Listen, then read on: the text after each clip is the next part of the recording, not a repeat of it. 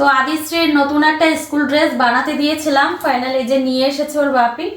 তো ভাবলাম তোমাদের সঙ্গে একটু শেয়ার করি। তো এদিকে দেখাই তোমাদেরকে, এই দেখো এটা হচ্ছে স্কার্টটা। স্কার্টটা কিন্তু খুব সুন্দর হয়েছে, অনেক কুচি কুচি হয়েছে আর খুব সুন্দর বানানো হয়েছে। এখানে ঘাটগুলো অনেকগুলো।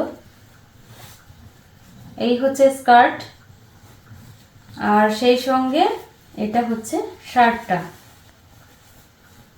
দেখো শার্টটা কিন্তু খুব সুন্দর বানানো হয়েছে, স্কুলের লোগো পকেটে।